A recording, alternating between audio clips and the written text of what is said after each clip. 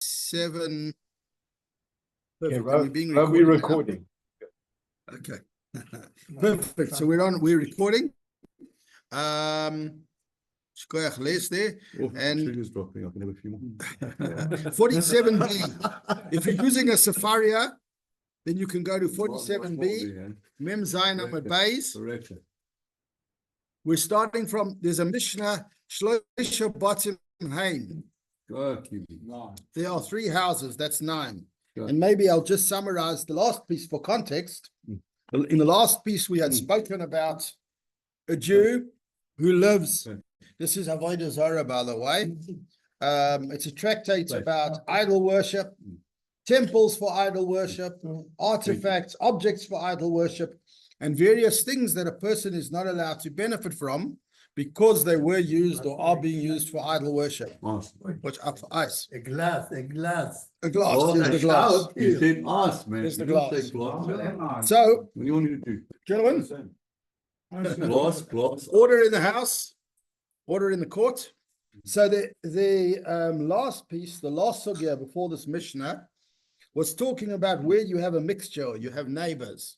In other words, if a Jew and, well, typically we'd say a Jew and a Gentile, but sadly, unfortunately, it could also be a Jew who is involved in having Avodah Zarah, a place of Avodah Zarah. It could be a Jew who's doing something wrong as well. So a Jew lives next door a place, he shares a structure with another place, that's what we've been talking about. And the other place that he shares his structure with is a house of idol worship. It's a temple, it's some kind of idol worship place. So in the beginning, there's a wall between the 2 places. We spoke about that. So there's a space between the places. So he lives on his side and the other person lives on the other side. And then maybe there's a storm or there's some kind of ground movement and the wall between the 2 places falls down. And now there is a mixture between his home, which he benefits from. Obviously, it's his accommodation and his shelter and his protection. There's now a mixture between his home and the home of Avodah Zarah that's next door, this idolatrous place. And even if the neighbor's a good neighbor and he comes next door and he says, let's build the wall in between again together, let's fix it. You know, neighbors can have a machlokes, they can differ about the wall in the middle. Whose responsibility is the wall in the middle? Sometimes there's bylaws, sometimes it's not so obvious. But this neighbor says we can rebuild it together. The problem is he benefiting from materials or space that are connected with Avodah Zarah? And that was the last sugya that we did. The Mishnah said it gave certain guidelines. Obviously, the guidelines would differ in different scenarios, but it gave different guidelines of how the person would have to behave.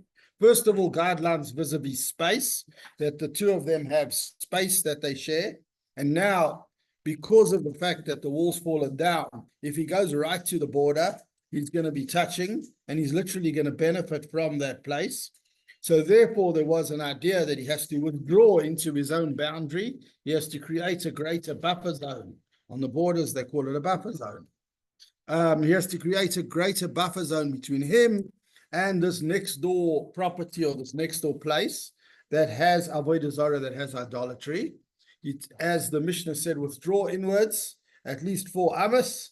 And the reason for, no one likes to contract their boundary, but the idea is that he shouldn't benefit from the airspace or the property of Avodah Zarah, so he actually goes backwards. And if you remember, the Gemora asked the question, if you withdraw inwards, that means you're increasing the space of the other side.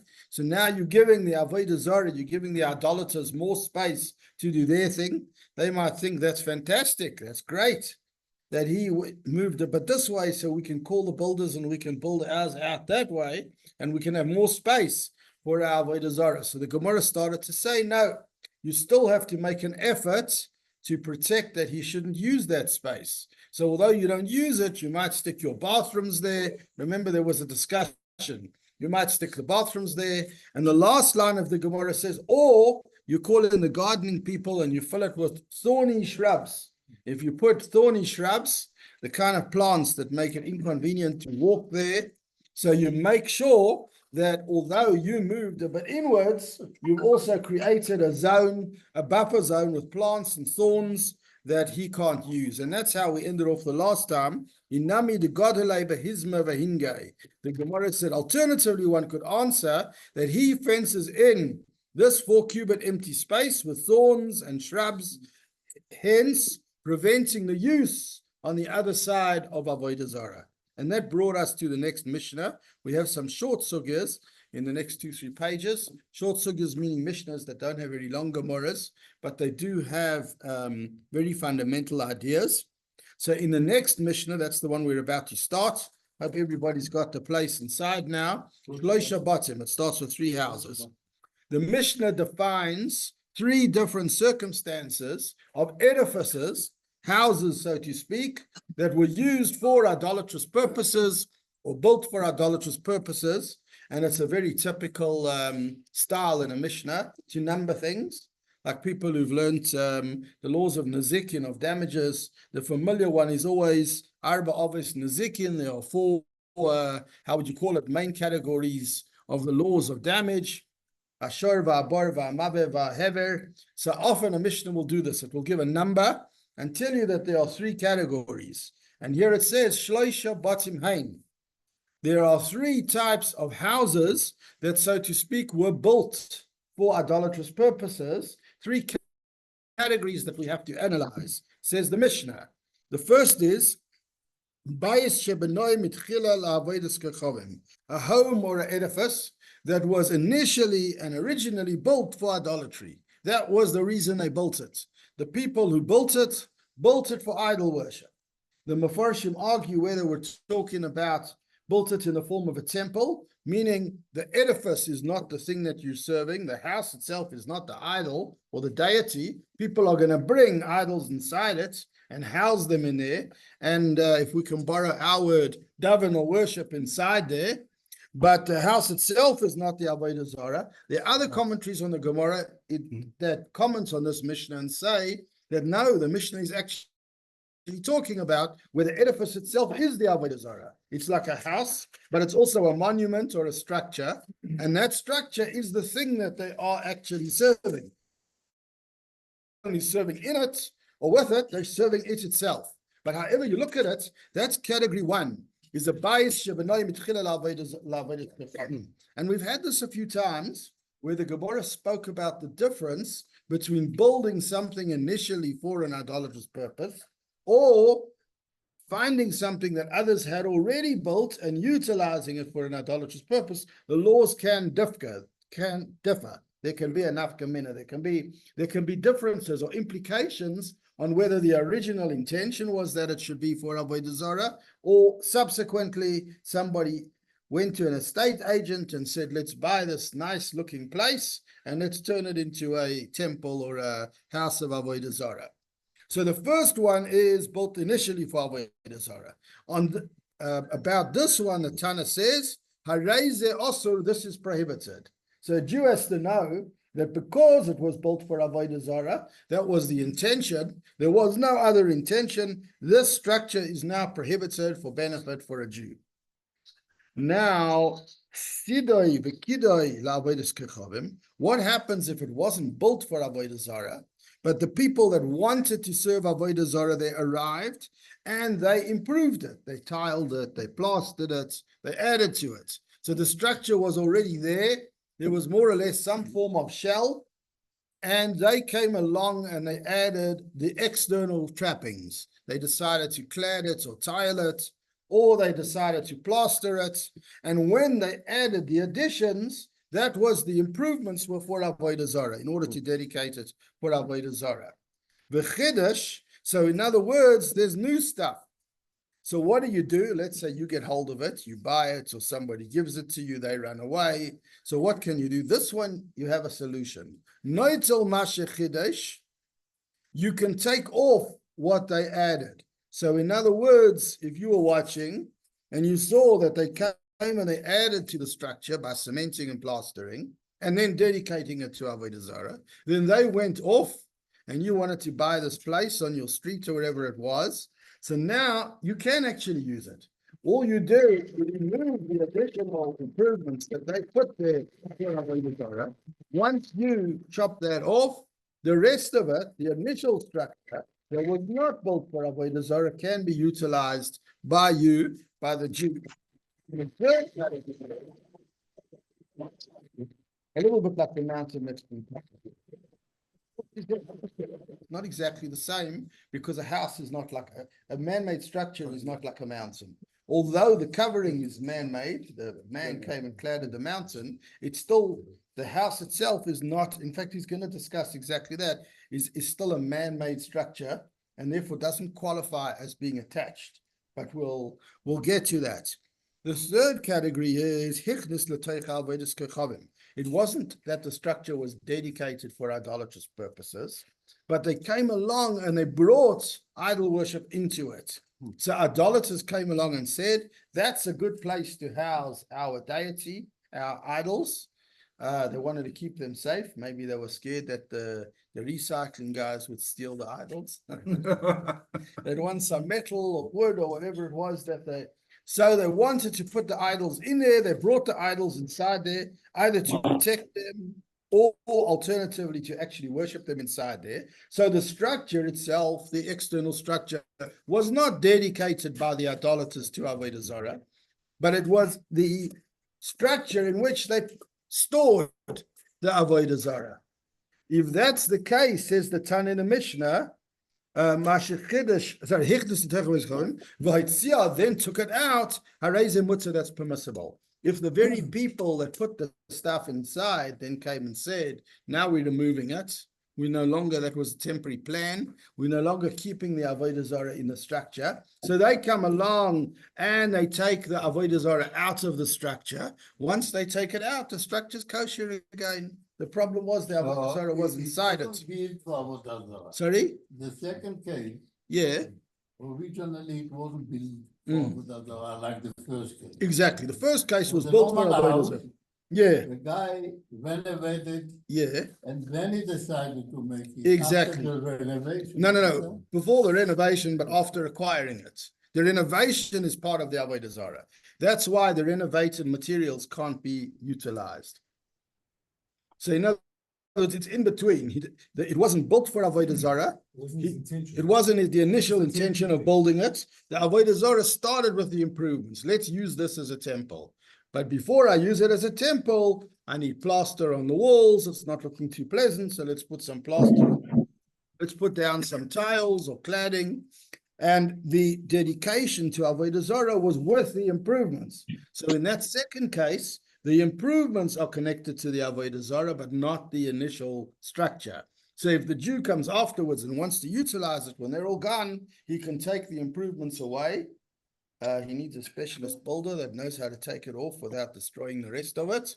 And once the improvements that were dedicated to Avodah Zarah are removed, then the base is okay. But if you built an extra room, would it be the same thing? Destroy the room. Yeah, if that room was for Avodah Zarah, then it's similar probably to plastering it. Exactly. And in the third case, he brought the Avodah Zarah inside. Now, one of the things we have to bear in mind in this Mishnah, and it's also discussed, the commentaries on the Gemora, Rashi and Tosfos, and all of them deal with this too. We said that one of the differences between a Jew and a Gentile is that a Gentile can revoke something that has an idolatrous status, but a Jew can't. So in other words, if Goyim, Gentiles, dedicate a place to Avodah Zarah, and then they change their minds, they get an inspiration, they, I don't know, reading some news, they're inspired to do tshuva in their sense, and they say, we no longer want to worship this deity anymore, we don't want to do this kind of Avodah Zarah, and they revoke the status of Avodah Zarah that they initially dedicated to their structure or their place. That is valid. If we know for sure that they did that, that unwinds or revokes their Avodah Zarah status, and a Jew can benefit. Unfortunately, if a Jew used it for Avodah Zarah, he cannot revoke the status. It's a one-way street. It's irreversible damage. So in such a Mishnah, we also have to bear this in mind. When we say a house was built initially and intentionally for Avodah Zarah, by who? If it was built by a Jew for that purpose, it's irreversible, irredeemable. If it was built by a Goy for that purpose, and then the Goy decides that he no longer wants to get involved in that form of Avodah Zarah, he can revoke the idolatrous status of that thing that he built, and then a Jew would be able to benefit. He can also, yeah. If Goy built it for himself, and then the Jew came with Avodah Zarah, And then the goy revoked it. 1 second. Once Go, the go Jew- slowly. once The the guy Jew- built it. Goy built it. the For Jew what came- purpose? For village. For Avodah Zarah, And okay. then the Jew came and said, I like the idea, I'm gonna come to your place. I think he would be able to revoke it if I'm not mistaken, the guy, because it's his. The other Ah. the other rule in revoking Avodah Zarah is it needs to belong to you. It's usually there were some exceptions, but usually when we say that the guy can revoke the Avodah Zarah status, it's because it's his.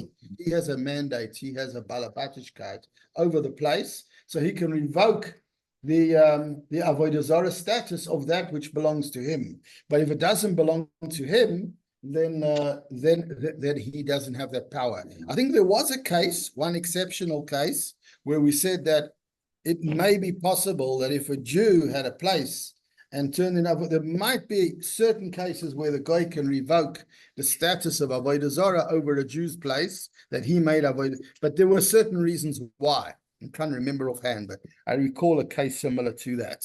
So basically, in short, again, to summarize the 3 cases in the Mishnah, a structure that was built initially for Avodah Zarah, that was the intention, one that wasn't built for Avodah Zarah, but was renovated or improved for Avodah Zarah, and thirdly, a place where they brought Avodah Zarah inside and then took it out. And that's what the Tana of the Mishnah says, Shloisha Batim, 3 categories or 3 houses. So then the Gemora opens up its discussion on this Mishnah, and it says the following, Omar Rav, the Gemora talks about a statement made by Rav, where Rav says that if somebody bows down to a house, to an edifice that's a home, that he makes it prohibited. Omar Rav, Rav said, if somebody comes along and says that's a lovely home, that looks like something I would like to serve, and bows down to it in idolatrous service, he causes that house to become prohibited. So the Gemara wants to do 2 things here. One is it wants to relate Rav's statement to the Mishnah that we just read. How similar or not similar is what he's talking about. It sounds here like the house wasn't initially built for Avodah Zarah, but somebody came along and said that this particular house looks like it could be tzugazont. It could be a good thing to serve. It could serve as a deity, and he comes along and he worships it, or dedicates it to worship purposes. He says, I'm going to go inside and use it. Great place to pray to whichever God I or we or whatever pray to. So Rav says that service, that bowing is the most typical of idolatrous services. That's why we actually don't do a lot of bowing. We make our exception on Rosh Hashanah Yom Kippur, coming up soon. But he bows down over here to this house. He has prohibited it. So first of all, the Gemara analyzes it at 2 angles. The one angle is what you were mentioning just before, Ivan, is what is the status of a house? Meaning a house is fixed, it's connected to the ground. And we already said there were certain rules. There's certain rules and formulae that we work by. And we had already said that when things are attached to the ground, that they are immune from their status of Avodah Zarah. In other words, we don't want to allow, the Torah doesn't want to allow people to walk around making everyone else's hills and mountains prohibited by using them for their idolatrous purposes. We don't want, generally speaking, people to go and make all the trees in the forest prohibited. So you and I can't take a walk there and enjoy some shade. So generally, there was a general rule, obviously like everything else, with its exceptions, that most attached things attached to the ground are not susceptible to Avodah Zarah. Mountains, hills, etc. Yes, we've said that before. The person serving it is still liable. It's not permitted to serve it. They're liable for serving Avodah Zarah, Jew or non-Jew, but the power of that worship does not overcome the thing that is worshipped. So if it's a movable object, a detached object, whatever it is, materials, detached objects, the one who worships it not only is wrong for worshipping it, not only is it sinful, is there an aveira in terms of the person, the gavra, but the cheftza, the object itself, becomes defiled or impure by the action. But if the object is attached to the ground, that's a hill or a tree or something natural, the person doesn't have a power to defile it. So what is a house? It's attached to the ground. What is the status of a house? So there's a principle, and the Gemora wants to relate to this principle. When we talk about something attached, we talk about something that was always attached. A tree grew in the ground. A hill or other natural phenomena are originally attached. A house actually is made from materials that were detached. Generally, we're not talking about a cave now or something that a person might have hewed out of a natural hole in the mountain or whatever. But a general house, you go to the building supplies place and you buy material, and that material is no longer connected anywhere. If it's wood, if it's beams, if it's sand, whatever it is, it's detached material. And you take that material which was detached from the ground, normally comes, and with that material that was detached, you now create a house that is attached again to the ground. People can't walk off with it. South Africa could be different, but but generally people can't cup the house. It's attached to the ground. So therefore, because it was, so there's a principle that certain rabbis had said elsewhere, that when the attached thing comes from materials that were detached, it's classed and categorized as a detached item. And that's the reason why a house can become a problem in terms of Avodah Zarah. Because although the house is attached to the ground, the foundations, the walls, it's not movable. If assets, they wouldn't call it a movable asset, it's attached. But because it's an attached thing that is made from materials that were detached, it retains its detached status. And because it retains its detached status, therefore, when people serve it, they cause it to be defiled, to be impure in terms of Avodah Zarah, like anything else. So the first thing that the Gemora does is the Gemora says that if Rav made a statement, first it quotes his statement, that bowing down to a house turns it into an idolatrous place. That when the idolater, the person who serves idolatry, arrives and decides to worship the house, and obviously he had permission, it's not somebody else's house that he just walked down the street and worshiped. It looks like he either bought it or had some mandate to do that, and he bowed down to it, he made it into a place of idol worship. That shows us that Rav is of the view of this principle we just mentioned, that because it was once detached, it is now still considered detached, even though physically it is attached. So Omar Rav said, if somebody bows down to a house, Osroi, he prohibited it. He causes it to become prohibited for the benefit of any other Jew, because he can't benefit from Avodah Zarah. Alma, we see what comes out of that, Kosovar, that Rav holds, Tolush ulavasoiv chibroi, that if something was detached and then attached, Tolush doma retains the status of detached. That basically is the first observation the Gemora makes on Rav's statements. The next thing the Gemora wants to know was, hold on a second. We learned in the Mishnah above that the problem is when the house was built initially for purposes of Avodah Zarah. Then it moved on to talk about improvements. But our Mishnah seemed to omit the case of the house that was built. Nobody improved anything, but somebody came along and served it. Rav's statement seems to imply that the place was built already. No one had an intention vis-a-vis idolatry. And only after it was built, somebody came along, bought it and bowed down to it. I'm going to serve this. So, V'ha'anan b'noi itanan, we learned in the Mishnah that he built it. So in other words, to what degree is the actual building of it essential? If the Tanner in the Mishnah said that for it to be prohibited, it has to have been built for that purpose. Now Rav seems to say not necessarily. If you bow down to it after it was built, it's also a problem.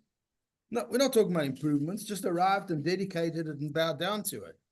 So why does the Mishnah seem to indicate that he has to have built it initially for that purpose? So the Gemora answers, there actually are two categories here. There's a category of building it for the purpose of Avodah Zarah, and there's another category of buying it already built and then serving it for Avodah Zarah. There are two different categories. And in fact, the Gemora clarifies that both are what's the word? Mutually exclusive of each other. In other words, if he built it for Avodah Zarah, but nobody ended up serving it, let's say his intention was to build it for idolatrous purposes, but it was an unpopular temple. The people didn't come, they had a forever, they never came to church. So it never got used, never got utilized before it was sold. Still was a problem. Because it was built for that purpose, the lack of service doesn't change it. Other way around also, if it wasn't built for that purpose, but then afterwards they came and served it, that causes it to become awesome. So the Gemora clarifies that either of these categories is an issue. In the words of the Gemora, Benai, if he built it for the purpose of Avodah Zarah, even if he didn't bow down to it and actually serve it, if he bowed down to it, even if he didn't build it for that purpose. Either way, it is considered to be Avodah Zarah, and it is considered to be a problem. So now the Gemara wants to know, you just added a category. But the Tana of the Mishnah said there's three. The Tana of the Mishnah stipulated three categories. He said if you build a house for Avodah Zarah, if you improve a house for Avodah Zarah, if you bring an idol through the front door or the back door. Those are the three the Tana listed. Why didn't the Tana list this category also? He should have said, if you come to a house that was built and start to serve it, then that's category number 2. And that means that altogether there should be 4 categories. If so,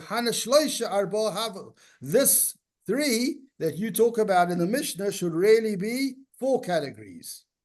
So here the Mishnah answers and says, the reason why is the Tana actually put together 2 as 1.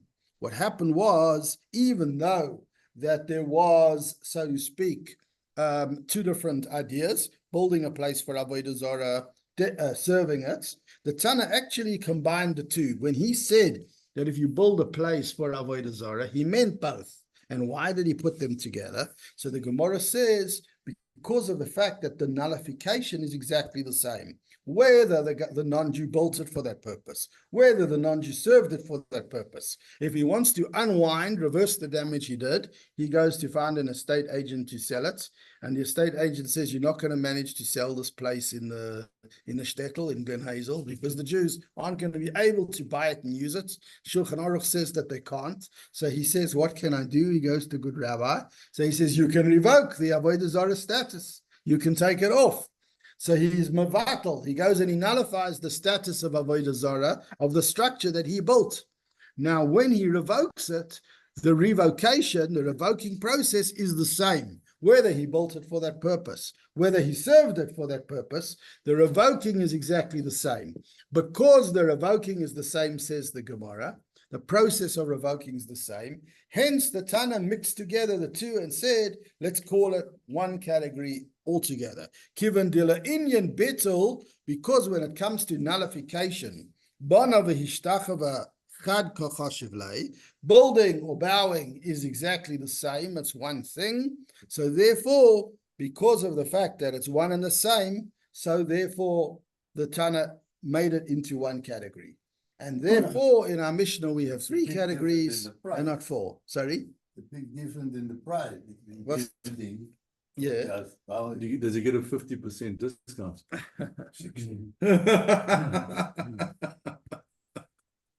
Okay.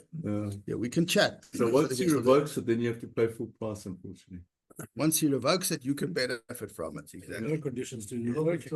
There's no conditions to the revocation. It has to be a genuine revocation. He has to genuinely revoke it. So in other words, yeah, so jokes aside, it can't be insincere. It can't be insincere. No, it must be that he's given up serving that he says, listen, I've gotten a bit older and wiser, and I've managed to figure out that this is not going to get me any yeah. I'm busy. I'm basically serving what we had it somewhere in the recent parshas, 8 forever. I'm basically serving wood and stone, and the wood and stone's not answering me, like our famous story of our forefather Abraham, who smashed up all the idols in his father's business, and And he blamed the big one. When Terach came back and got him in trouble, he said, the big guy got cross with the others and he's and his father said to him, you heard the famous medrash. And his father said to him, but he's a piece of stone. How could he have beat the others up? He says, that's the point. You pray to him. You know, So if like so inside someone owned yeah, that house and yeah. someone moved in and said, okay, I'm going to Huh? worship idols in think this of the house. You're the landlord. You don't know how. The guy packs up and leaves. Beyond genius.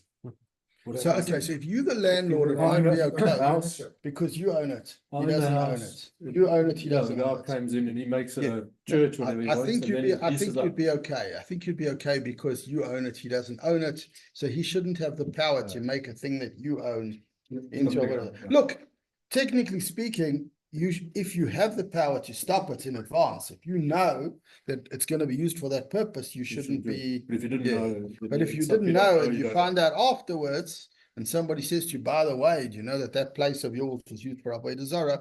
So I don't think it would be a problem because you owned it. You didn't have a mandate Yeah. to turn it into Avodah Zarah. Yeah. Okay, so that's where we'll stop inside. If anybody has any questions, discussion. I was it's my heaven. Yeah. That's right. It's in the Tisha B'Av lady. Ashela Yadun. Yeah. Yeah, that's right. Yeah. Are you Elena? Yeah. The Balkarians know. Yeah. The Balkarians always know the.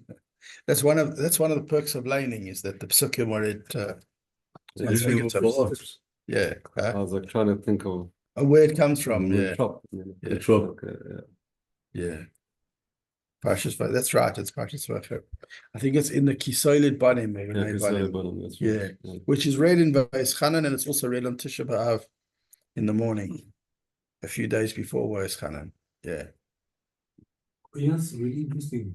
If you look at like world today, these guys are becoming non-God fearing people. I mean, they just don't believe in anything.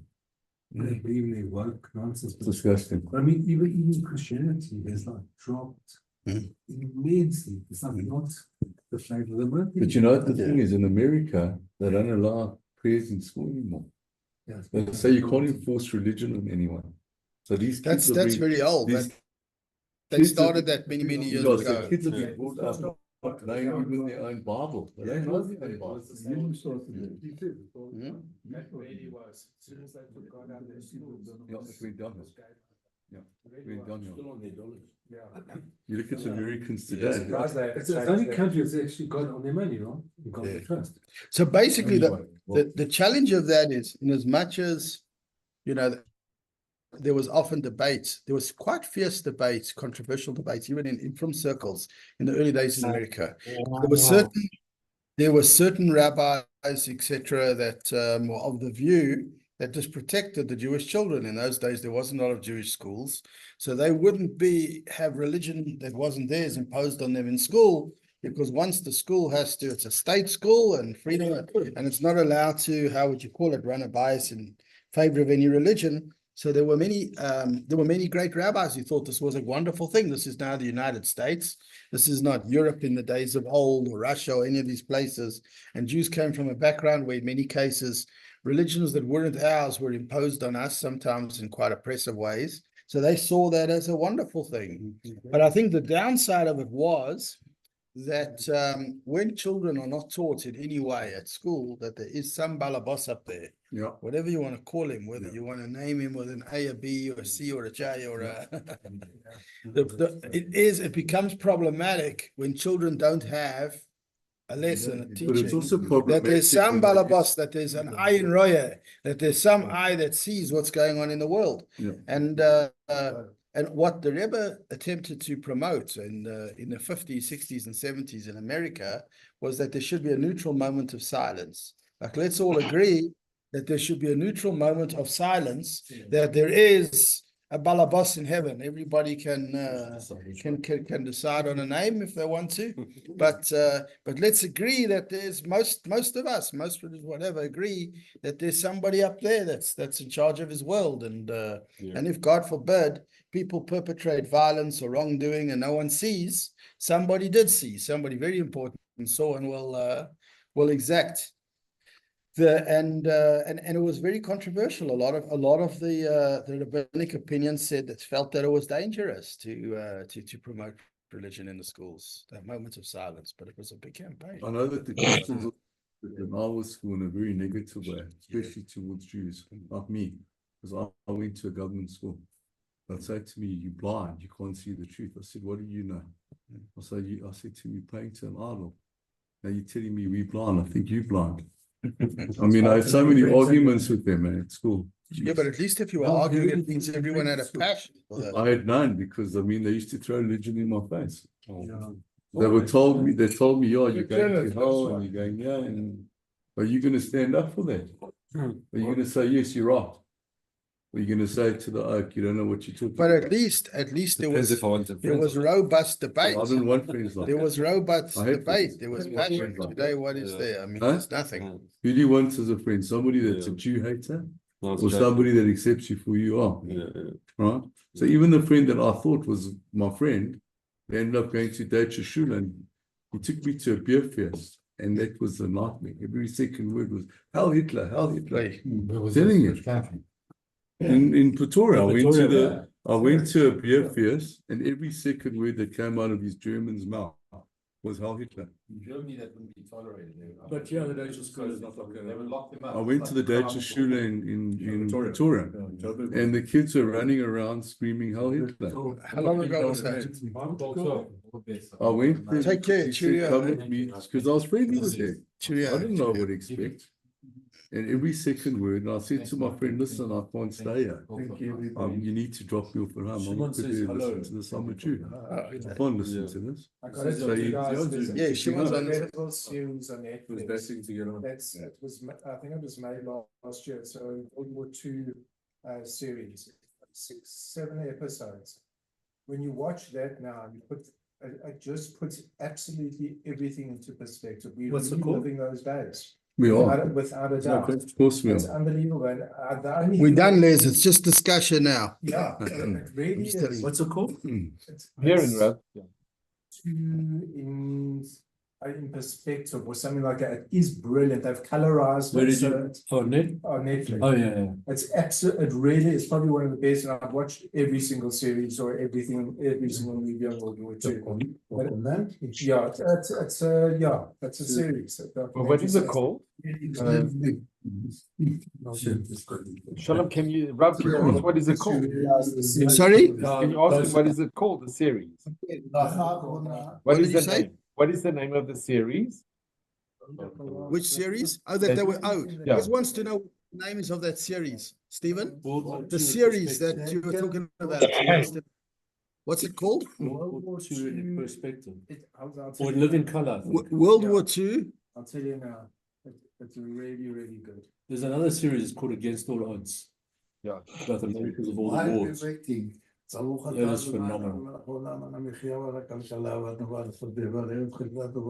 I've seen it, yeah, in color. It's You incredible. see it? Yeah. I've seen both, yeah.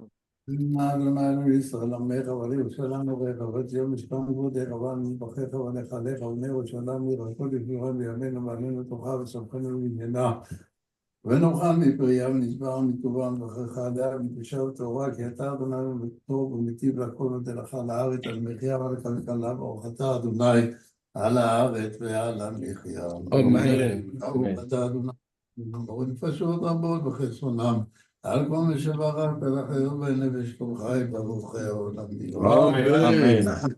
Amen. Thank you, Rabbi. Okay, Rob, thanks. Rob, can I just mention something? Rob, do you want to hear Yeah, something? Les wants to say something, gentlemen. Okay, this From is the something screen. actually quite amazing. Tomorrow, I'm going to see Gerd Corman. He's 96, Canaan Horror. He's one of the pioneers of Holocaust studies in America. wow. He was a survivor himself. His father was on the St. Louis. He was deported to no man's land on the Polish border. And then he was a kinder transport. And him and his brother Wow. No. managed to get to America, and then he became a professor at Cornell University. And now, he was a pioneer of Holocaust studies in American academia. And now at Cornell, today in the news, they've reinstated a professor called Russell Rickford, who said he called the Hamas massacre exhilarating. Oh my When he God. and then he did that openly, and then he was suspended, and now they're reinstating him, and they're saying that this was freedom of speech, and he should not be disciplined. And now he's going to be teaching at the same university that the person I'm seeing tomorrow initiated Holocaust studies. So not Wow. it's like much unbelievable. How things have changed. It's incredible. Yeah, please God, we turn it around. Please God Yeah. for good stuff. Bezrat Hashem. Okay, Rav, all the seriously, best. You too. You Keep too. All well, the and best. Chodesh Tov and Shavuot Tov. Chodesh